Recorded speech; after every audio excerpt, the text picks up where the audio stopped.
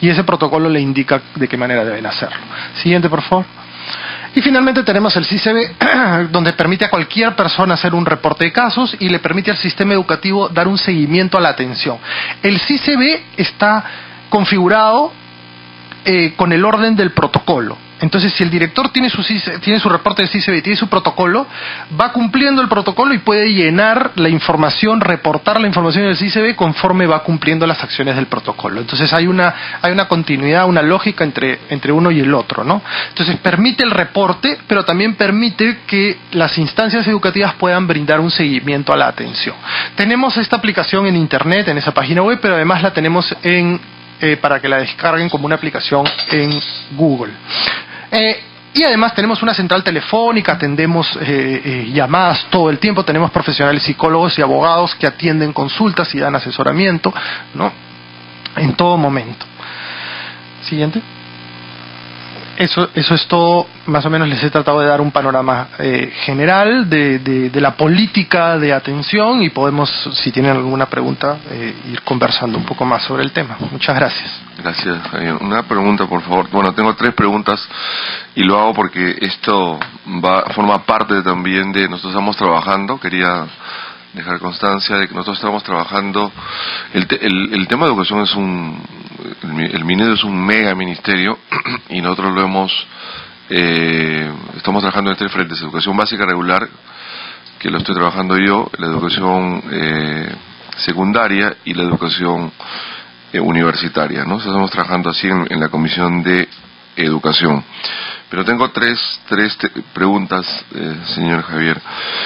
¿En el material educativo existe esta información? La segunda pregunta, ¿se da a conocer a los padres de familia de manera amigable? Y tercero, ¿esto se incluye en las reuniones tutoriales de las que usted comentaba? En las reuniones tutoriales, o sea, que tienen ustedes con los padres de familia. Muchas gracias. Bien, sobre el material educativo, los lineamientos son de mayo, ¿no? Y si ustedes entran a la página web del CICB, en la parte de recursos, materiales, pueden encontrar que ya hay materiales producidos. Hay una guía en este momento para prevención de bullying, hay una guía para prevención de violencia sexual, hay una versión amigable de los protocolos.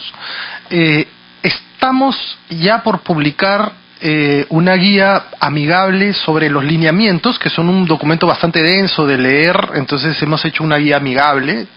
Y estamos produciendo mucho más material al respecto. Estamos por sacar también unas guías sobre discriminación, estrategias para la prevención. Es decir, se está trabajando y todas las guías que se producen y todos los materiales orientadores se van colgando en el CICB, porque la idea es que sea un repositorio de este tipo de material.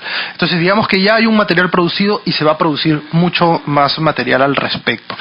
Para diversos actores, en principio nos estamos concentrando un poco más sobre los directores, ¿no? Porque el tema de gestión de la escuela nos parece que es el punto medular, ¿no? El director tiene que conocer bien de qué manera tiene que organizar estos temas de los que hemos venido hablando, ¿no? Pero se está haciendo también material que sea accesible para estudiantes, para padres de familia, ¿no? Entonces sí se ha producido y se está produciendo todavía mucho más para el 2019 sobre el tema del material educativo. La segunda pregunta era sobre... si se da a conocer a los padres de familia de manera amigable, y la última pregunta era si se incluye en las reuniones tutoriales este material, esta información. Porque recuerde, señor Javier, Javier Urbina, del Ministerio de Educación, de que no todos los padres de familia tenemos acceso a Internet. Vivimos en una situación penosa. Nosotros queremos entrar a la OCDE y no solucionamos problemas del siglo pasado, ¿no? Entonces, esto no es una crítica, es un aporte, porque nosotros somos peruanos y nosotros estamos para sumar, no para criticar, sino que nos preocupa mucho este tema porque faltan 26 meses para que se termine este gobierno y tenemos en estos 2 años y medio que tener un fruto, pero que las políticas públicas, específicamente en educación, den resultados, porque a todos nos preocupa. Muchas gracias. Sí,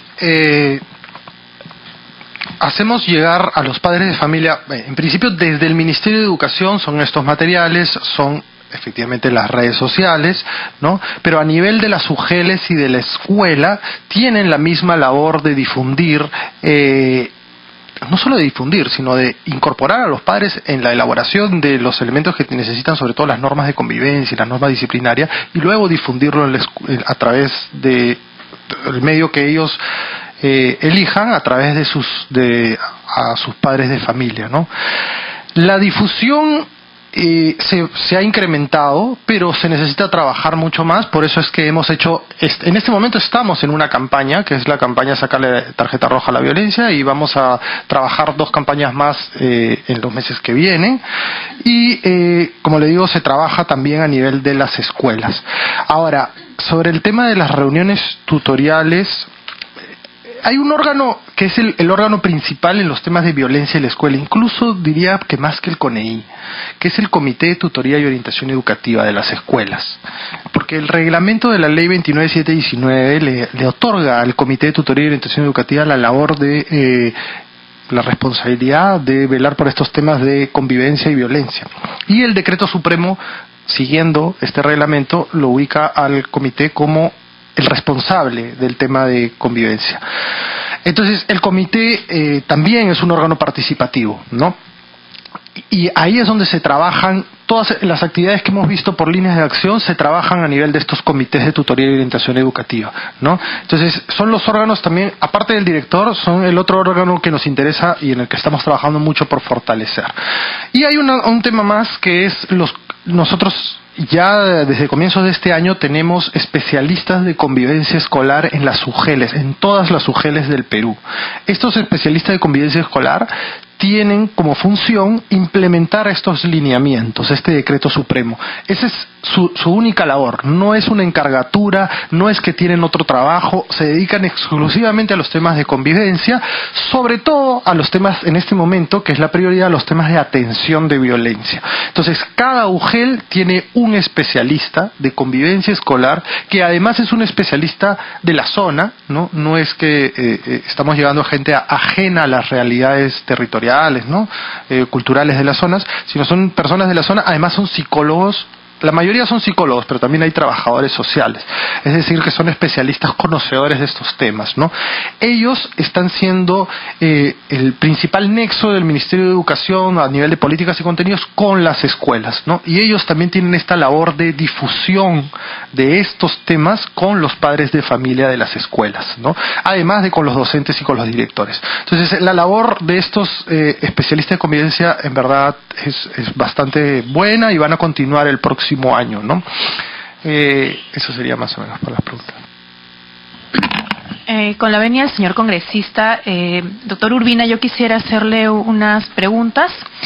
Y esto en razón a que el día lunes hay una sesión de la Comisión de Educación donde el señor congresista va a informar sobre los resultados de esta mesa, pero también va a dar cuenta del trabajo que a nivel de su despacho él viene liderando, ¿no?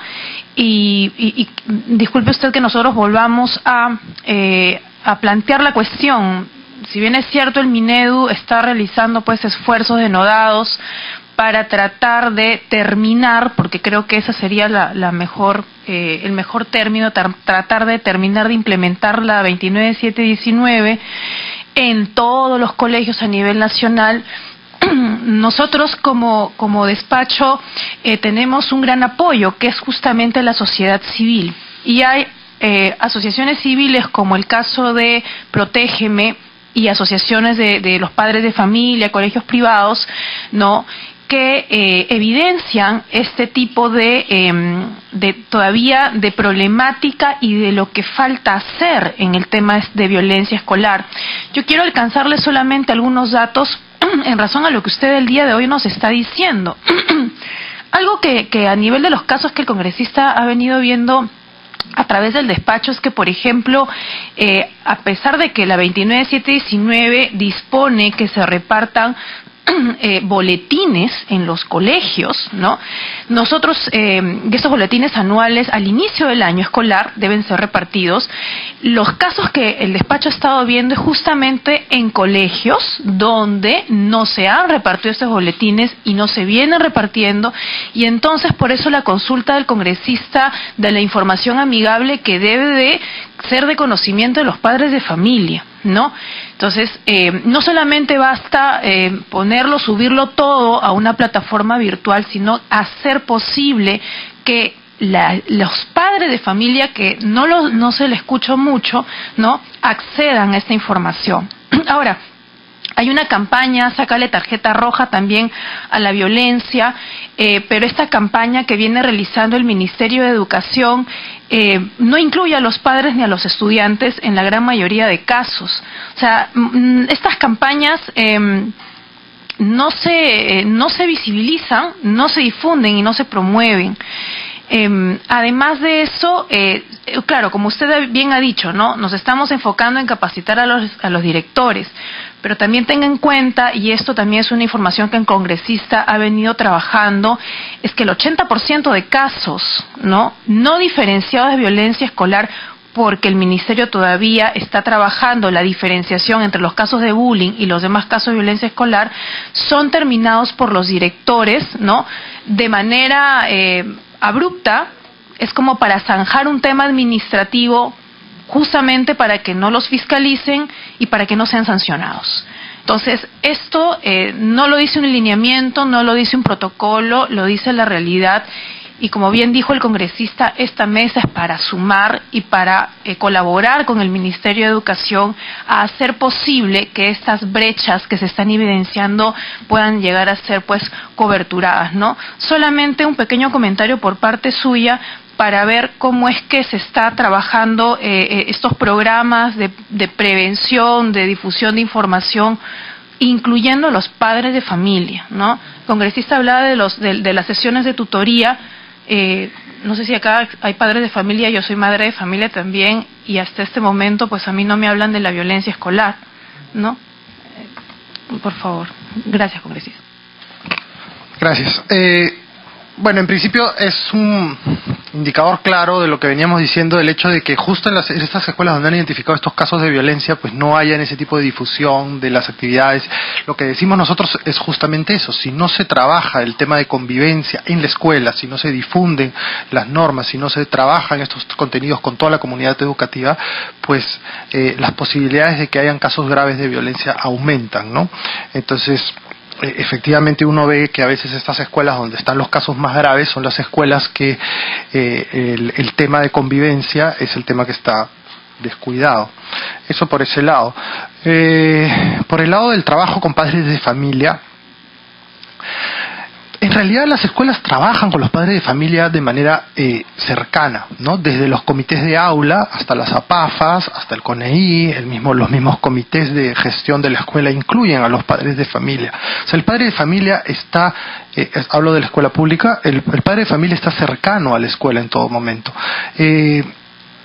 La cuestión es cómo en estos espacios de gestión y en el trabajo que realiza la escuela va entrando con más fuerza el tema de los enfoques de derechos de la infancia, el tema de la ciudadanía democrática, ¿no?, del trabajo bajo estos principios que deben regir y que son la base justamente para ir cambiando la forma de pensar y la naturalización de la violencia que hay en las escuelas. Entonces, ese trabajo, ¿no?, de ir cambiando esta cultura de naturalización de violencia, es muy importante que sea liderado por el director, ¿no? Entonces, el trabajo sobre el director luego irradia, sobre el liderazgo del director irradia en la organización de la escuela y por lo tanto en los padres de familia. Eso es algo que está más que probado también, ¿no?, por diversos estudios. Entonces, no es una estrategia, no es que por centrarse en el trabajo del director uno está descuidando al padre de familia, ¿no?, sino al contrario. O sea, justamente el trabajo por el liderazgo del director y por cómo él organiza los temas de convivencia en su escuela es una vía probadamente efectiva para que los padres de familia vayan pues accediendo a este tipo de contenidos. Casos excepcionales o casos particulares donde uno encuentre que esto no funciona, pues siempre habrán, ¿no? Pero como muestra también la estadística, en la mayoría de los casos que tenemos reportados de violencia y en la mayoría de nuestras escuelas, pues la corriente no es esa, ¿no? La corriente es estar siguiendo estas normas, empezar a cambiar sus prácticas de gestión, sus prácticas de convivencia, ¿no? Empezar a utilizar los protocolos, y tenemos directores que cada vez se sienten más respaldados y más confiados con la información clara que tienen para enfrentar la violencia, ¿no? Entonces yo diría eso. Agradecemos la intervención del doctor Urbina y damos pase a la exposición del doctor Yuri Cutipé Cárdenas, quien es director ejecutivo de Salud Mental del Ministerio de Salud. Muchas gracias.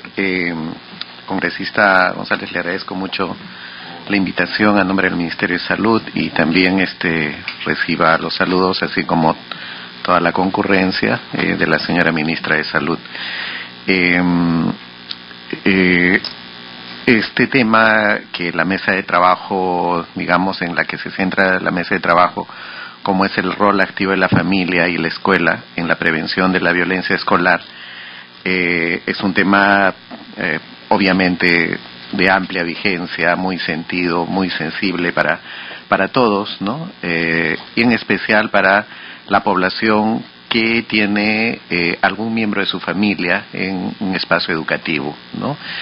En principio, quería también agradecerle la mención por estar un poco ocupado, pero en realidad no soy yo, sino que ahora la salud mental, digamos, es mucho más sentida, ¿no? Hace poco tuve la suerte como funcionario del Ministerio de Salud de participar en una reunión, la primera reunión de ministros de salud de los países OCDE con motivo de salud mental, ¿no? Eso es bien interesante y me extrañó que sea la primera reunión en OCDE, ¿no? Yo pensaba que ya estaban en la reunión 10, 15, no, la primera reunión.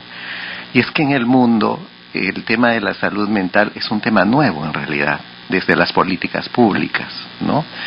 La salud en general ha sido copada por la salud física, ¿no? Por las preocupaciones por la salud física. Entonces la salud pública ha tenido como principal objeto de intervención la salud física. Pero ha pasado el tiempo y nos damos con la realidad que en todos los países del mundo la primera razón de años de vida saludables perdidos por discapacidad o por mortalidad temprana son los problemas neuropsiquiátricos, ¿no?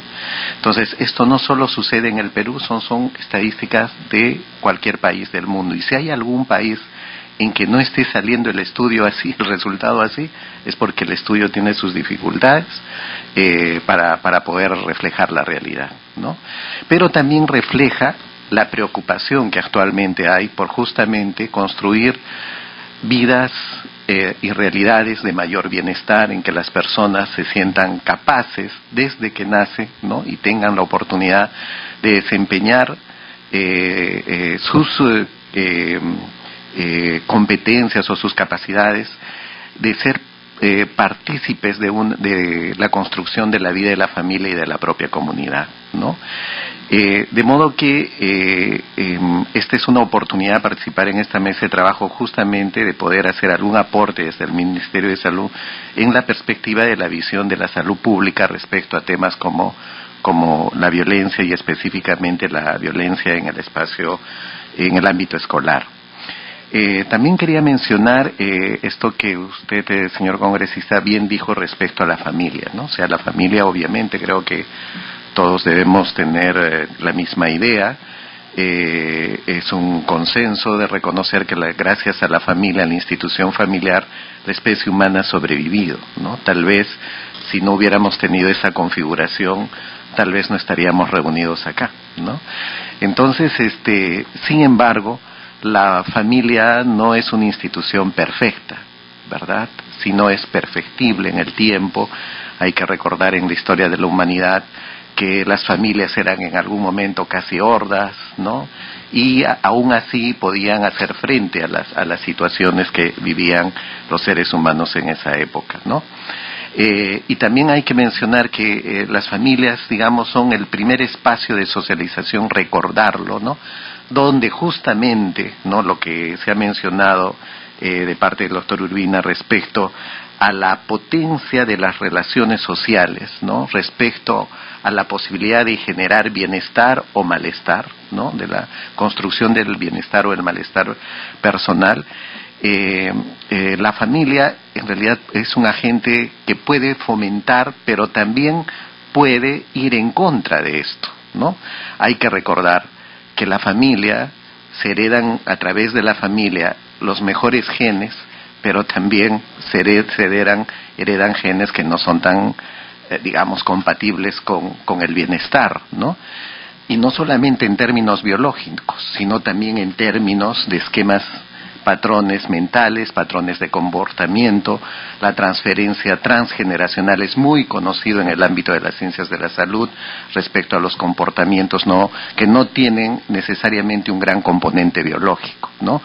De modo que en realidad intervenir la violencia desde la familia puede tener en ese sentido ciertas limitaciones, ¿no?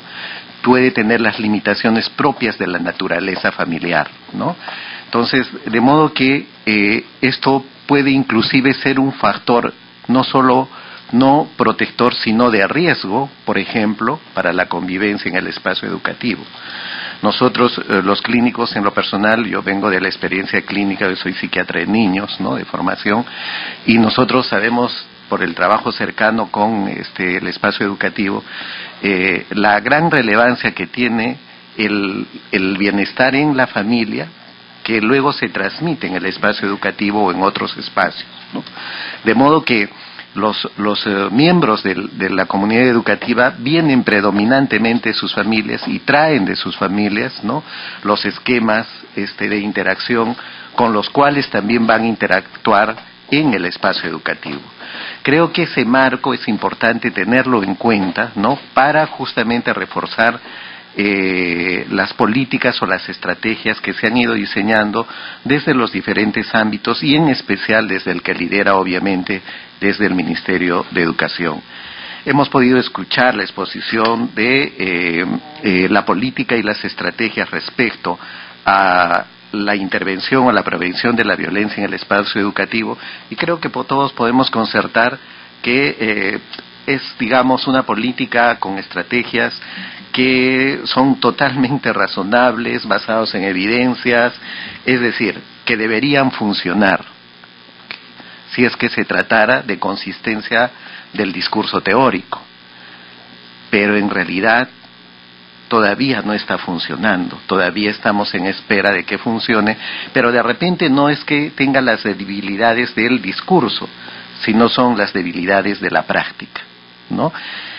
Porque todavía vemos que en el reporte, y a propósito de uno de los temas planteados como problemática a desarrollar, todavía en el último estudio de Henares del 2015, ¿no?, del INEI, que data sobre la violencia en el espacio escolar, que da cuenta, nos refiere que el 50% de los niños y niñas, ¿no?, fueron víctimas de violencia psicológica o física en los 12 meses antes del estudio, ¿no? O sea, estamos hablando de los que fueron objeto de violencia por sus pares, ¿no? Habría que agregar del resto de miembros de la comunidad, de los adultos de la comunidad educativa, ¿no? De modo que el 50% ya nos hace pensar que el espacio educativo, desde un punto de vista de salud pública, resultaría también como un espacio de riesgo en ese sentido, ¿no? O sea, tendríamos que tener, quienes somos padres de familia, cierto temor al espacio educativo para tomar las prevenciones correspondientes, porque que el 50% de la población todavía tenga este riesgo, ¿no?, es altísimo, ¿no?